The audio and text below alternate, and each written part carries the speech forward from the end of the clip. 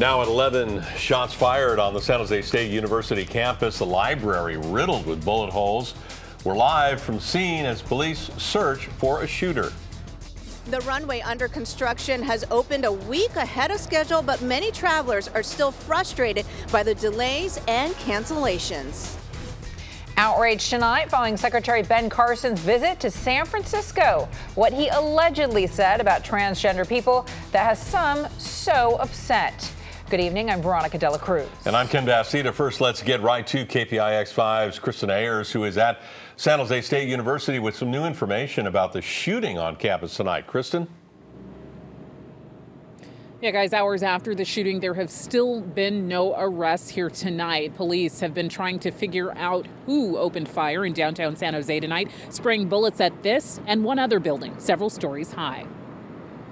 Shots fired, sirens, and looked at here, there are San Jose PD all around. The shots rang out after 6 o'clock this evening. 5 blasts of gunfire, one witness told us. At least 2 bullet holes, 8 stories high, in the windows of the Martin Luther King Jr. Library. 8th floor has a broken glass, possibly gunshot.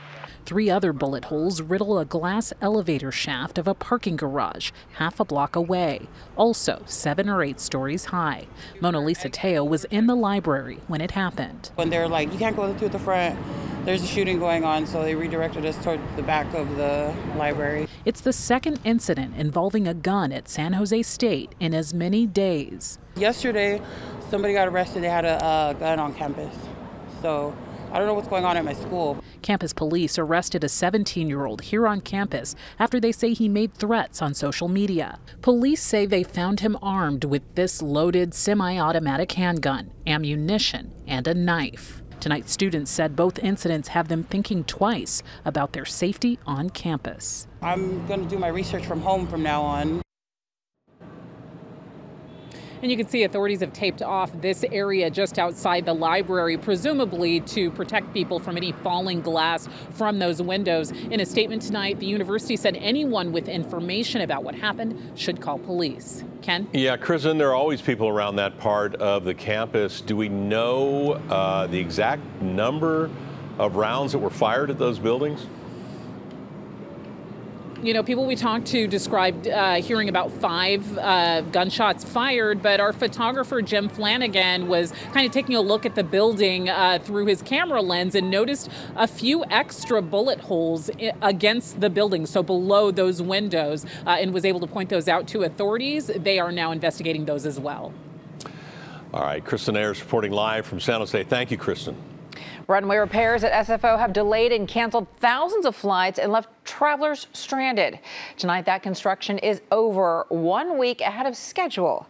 KPIX 5's Andrea Nakano is at SFO, where the runway just reopened about 3 hours ago now. Andrea? Yeah, Veronica, the runway opened at 8:15 tonight. Flights are starting to arrive at a higher rate, reducing the number of delays that this airport has experienced over the last 10 days. That construction to put down that new base layer started on September 7th, and that construction was supposed to last 20 days.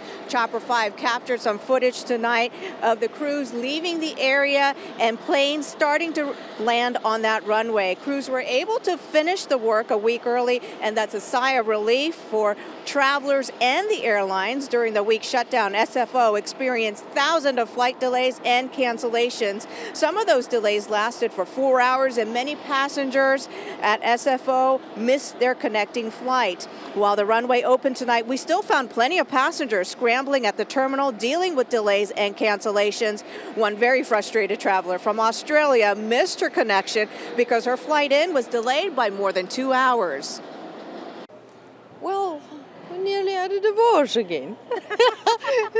Okay, but I have to run now to go and catch my smoke break but Qantas is sorting it out. No, they just say, I'm sorry, we'll give you $50. There's a $50 voucher for you. I already paid for the reservation. They have all my money, and now they're giving me $50 in compensation. Horrible.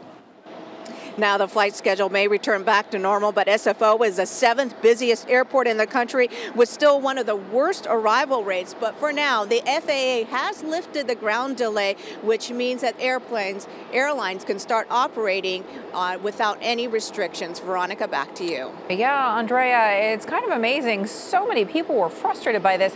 How were those crews able to finish this job a week early? Well, the weather had a lot to do with it. To do asphalt paving, they need it to be dry, and it was pretty dry, and that's why they planned this construction for this time after the peak summer travel season and before the wet weather arrived. All right, Andrea Nakano live for us tonight at SFO. Andrea, we appreciate it. Thank you. Well, 2 BART stations are back open tonight after a mess during the evening commute. A fire on the tracks at the El Cerrito del Norte station shut down service between North Berkeley and Richmond. That happened just after 6. BART says railroad ties caught fire, probably from something dropping from one of the trains. Meanwhile, at the Powell Street station in San Francisco, there were major delays today after a train hit a person on the tracks this afternoon. That station had to be closed for about 2.5 hours. Tonight, the nation's top housing official catching some heat for comments he made allegedly about transgender people while visiting San Francisco. According to the Washington Post, HUD Secretary Ben Carson expressed concern about, quote, big, hairy men coming into women's homeless shelters. The Post reports he also said he is unhappy that society no longer seems to know the difference between men and women. Carson visited HUD's San Francisco office this week. People who were there tell the paper that many were shocked. A HUD spokesperson told the Post, quote, the secretary does not use derogatory language to refer to transgendered individuals. Any reporting to the contrary is false. Facebook CEO Mark Zuckerberg was in Washington today meeting with some of his harshest critics, including President Trump. President tweeting this photo of them shaking hands at the White House and calling it a, quote, nice meeting. Facebook says that it was good and constructive. The trip comes as Congress examines data privacy and antitrust issues involving major tech companies. On Capitol Hill, Zuckerberg met with Senator Josh Hawley, a Missouri Republican. Hawley said that he's concerned about Facebook taking people's data without consent and alleged bias against some conservative groups. New tonight, a warning for millions of iPhone users about the new iOS 13 operating system. Experts say there is a flaw that can expose your stored contact details without requiring a passcode. Apple says it will offer a fix in its next version of the operating system, which is due to be released next week. Tonight, Cal State University, Monterey Bay, warning students about some counterfeit pills that may be laced with fentanyl. This weekend, campus police responded to a student who appeared to be having an overdose. Officers used Narcan to reverse the side effects. Police believe that student took counterfeit Percocet that contained fentanyl. 18 months ago, our police department started carrying Narcan in their vehicles, and that was just a way for us to be proactive and anticipate with the uptick nationally. Well, campus police say this is the first time that officers have had to use that Narcan. An East Bay woman with a rare genetic illness was told by ICE to go back to Guatemala. But tonight, after public outcry, the Trump administration is letting her stay. KPIX 5's Andrea Borbot on how the change of heart could save her life. Well, Immigration and Customs Enforcement will once again allow deferred action requests to let patients and their family members stay here in the U.S. to receive life-saving medical treatment. 24-year-old Isabel Bueso lives in Concord with a rare genetic illness. But last month, Bueso was told she had 33 days to go back to her native Guatemala or be deported. Bueso was invited to the U.S. by doctors when she was just 7 years old to join a clinical trial that saved her life. Her doctors said if she left the country, she would die. But last week, Bueso testified on Capitol Hill to urge lawmakers from both parties to push back. Tonight, Bueso has prevailed. And while Isabel Bueso has not yet received a notice that she can stay, Bueso says she and her family are, quote, cautiously optimistic. We now wait to see whether our case will be approved, as well as confirmation on the future of the program, in order to give families like mine the assurance that our lives won't continue to be threatened. East Bay Congressman Mark DeSaulnier helped lead the effort to keep Bueso in the country. He says we will continue to press the administration for answers and assurances that this program is safe from future targeting. But in the meantime, we will breathe a sigh of relief. ICE receives around 1,000 deferred action requests every year, many for family or medical reasons. Most of them are not approved. Back to you. A crew member who survived the Conception dive boat fire now suing the owners of the boat. Coming up, why he says the company is to blame for the tragedy. Plus, why lighting up on California beaches could burn a hole in your wallet. And the criminal case now opened as the CDC reports more vaping-related deaths and illnesses tonight.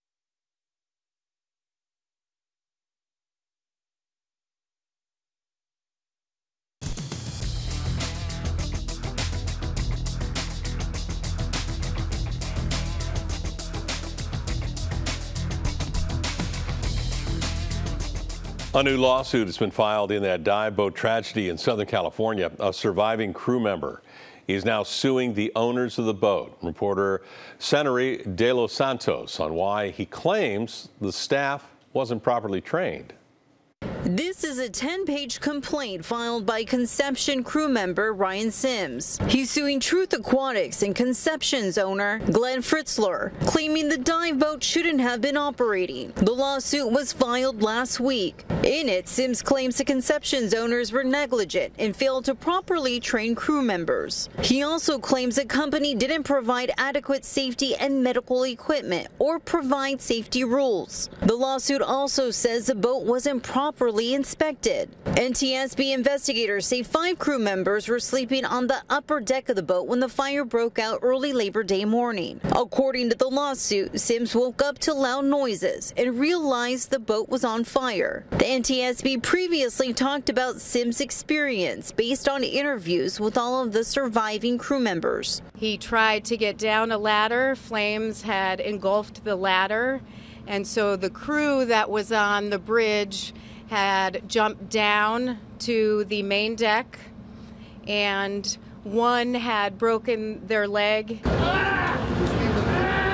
They had went to the double doors of the galley to try to get in, to get to the passengers, but it was engulfed in flames at that time. The complaint says that Sims is the one who jumped from the top deck, breaking his leg in 3 places and injuring his back and neck. Ken Curtis, the owner of another dive company called Reef Seeker, says in an interview just after the fire, it was a tragedy that no one expected. He also commented on the existing safety features on dive boats. First of all, there is no way to lock people in the bunk room, even if you wanted to. There is an escape hatch at the back end of the bunk room, and the boat has firefighting equipment.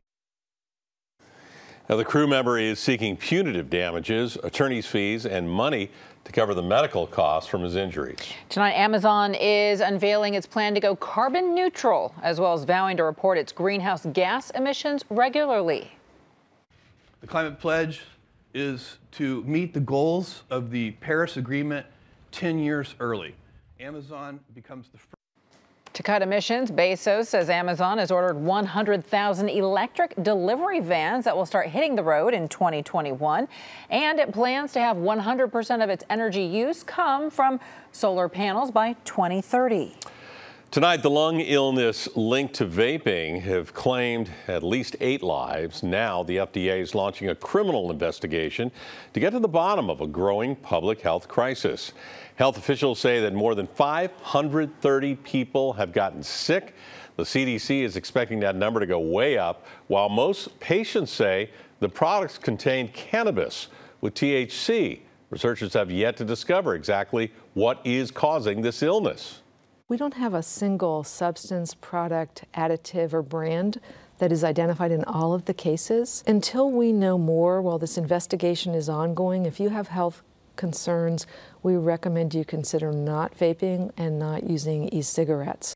The Trump administration is also now moving to ban the sale of flavored e-cigarettes, which many fear are behind the rise in vaping among teens. A live look right now at Ocean Beach. Lawmakers want to ban smoking there and at all state beaches. Violators would face a $25 fine, and tonight 2 bills are on the governor's desk. The proposed bans come just days before Saturday's 35th California coastal cleanup. Since 1989, records show that 7.5 million cigarette butts have been picked up at the annual event. That is 37% of all trash found on shore. And this Saturday, 3 Bay Area cities will try to outdo each other at this year's Coastal Cleanup Day. It is a friendly competition to help rustle up volunteers for their dirty work ahead. Tonight, San Jose Mayor Sam Liccardo is throwing down the gauntlet. To my 2 favorite mayors, London Breed and Libby Schaaf, the battle for the Bay is on. We'll have volunteers coming out of the woodwork, and we look forward to taking on your 2 mighty cities as we battle for the Bay. And we will have San Jose Sharks jerseys with your names on them ready to go. Volunteers from all 3 cities will fan out to remove the trash, plant trees, and restore habitats. A colorful sunset ending the day here in the Bay Area. Emily Turner joins us now. Emily? Yeah, it was a beautiful ending to the day. It's going to be a beautiful weekend ahead. You were talking about the coastal cleanup. Well, I've got a forecast for those of you who want to go out and hit the beach. Saturday morning is going to start cool, but it's going to be the warmest day of the weekend at 55 degrees with a little bit of patchy fog. There is no fog out there now. Taking a live look out of the Salesforce Tower towards the east bay, you can see clear skies and the moon shining right there. In San Francisco right now, your temperature dipping down to 63 degrees, 62 in Livermore. Coolest in the North Bay, 57 degrees in Santa Rosa and the mid-60s, both in Oakland as well as in Concord. Your overnight lows are going to be in the 50s. The coolest temperatures we'll see are going to be in the North Bay. Santa Rosa, 51 degrees, mid-50s in the East Bay, 56 in Fairfield and Concord. A little bit warmer right there around the bay thanks to that water influence.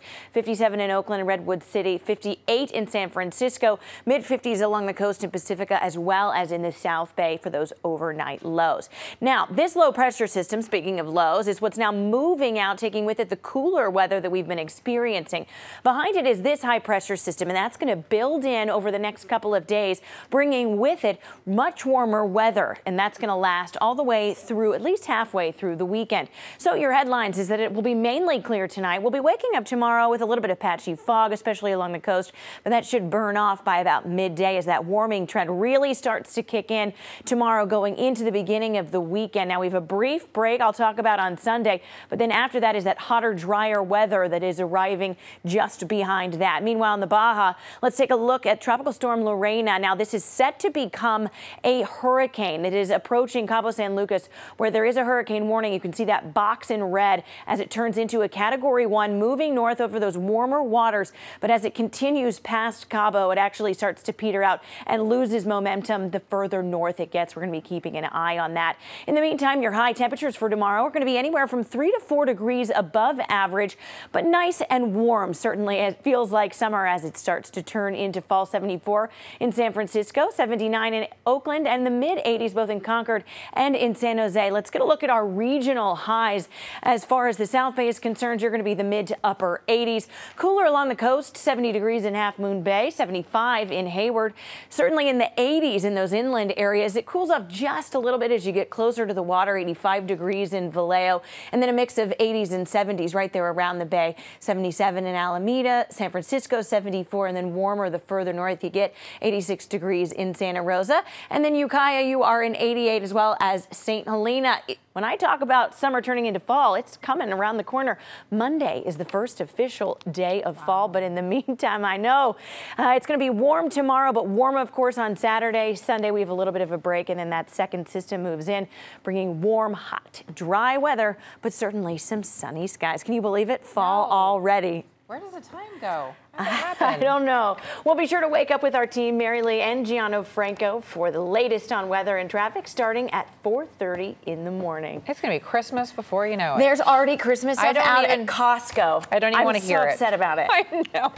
It's crazy. All right, Emily, thank you. All right, check this out. Colorado wildlife officials warning the public tonight about injured animals after a woman picks up a hurt bobcat and puts it in her car with her toddler. The big cat had been hit by a car. Park and Wildlife say that it was too injured to care about being picked up, but when a wildlife officer tried to put that cat in a crate, it began hissing and then swiping at her. The woman and her child were not hurt, but the bobcat did have to be put down because of its injuries. Coming up, thousands expected to gather in the Nevada desert tomorrow to celebrate all things extraterrestrial. We'll tell you who is not looking forward to the invasion.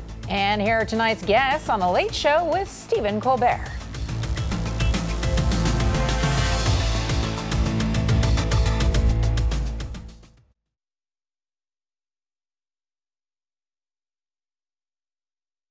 We all storm Area 51. They can't stop let us in. Yeah. Well, it's not really true, but That's what their whole thing is, and it's now. their whole thing was they can't stop us all. Believe me, they can.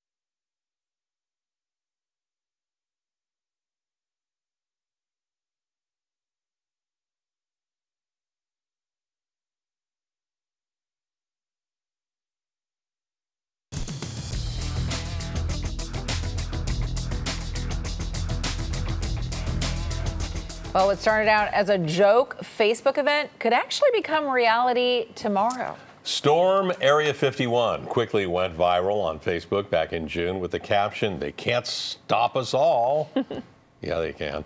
Millions of people replied they were going to the event, saying they wanted to, quote, see dem aliens. It was eventually deleted, but that's not stopping people from descending on the Nevada desert. Wow. Near the once secret military research site, several alien-themed events are still scheduled.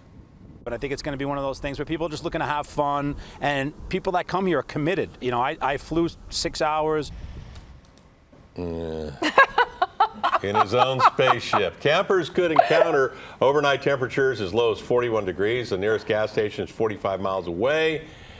The U.S. Air Force has issued stern warnings for people not to approach the gates of the Nevada Test and Training Range, where Area 51 is located. But it does not officially exist, Dennis. No. It's not on any map. You know, the aliens come. I want to be with those folks, right? They're welcoming them. I thought you already are with those folks. I'll be on the far other side of wherever it is, avoiding them. Phil Mickelson is playing with Steph Curry next week in the Pro-Am in Napa. Was there another golfer in town today? Do you know this man, and what was he doing here? The answer next.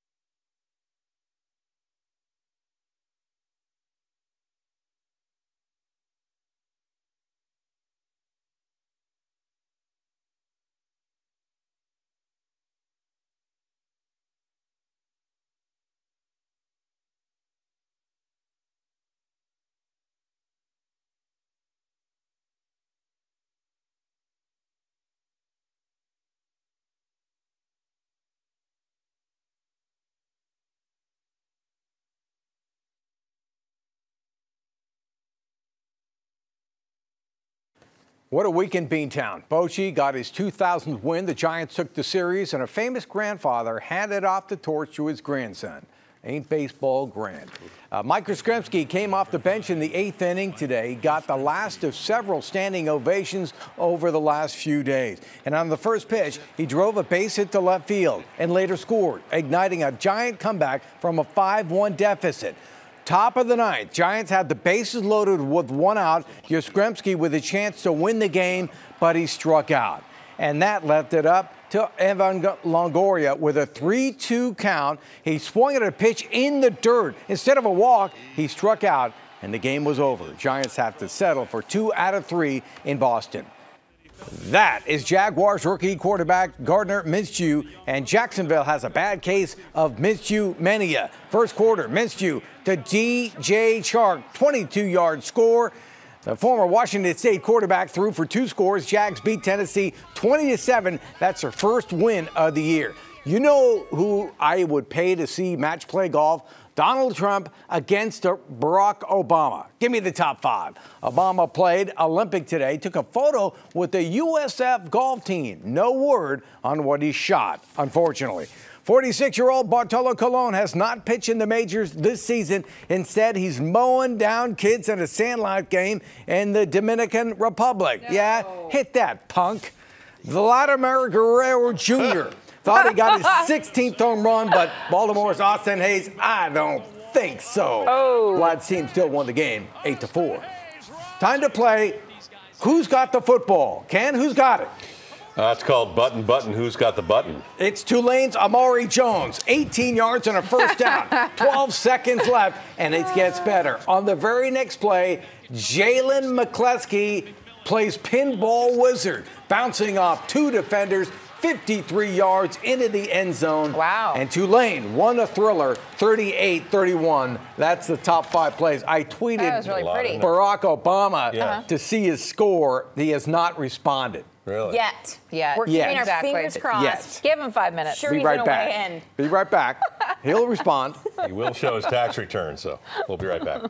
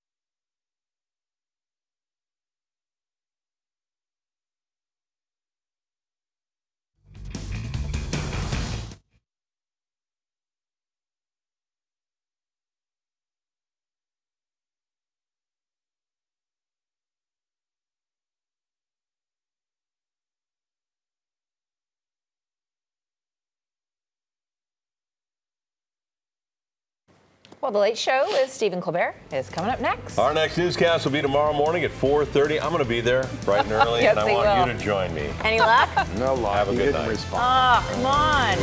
Good night.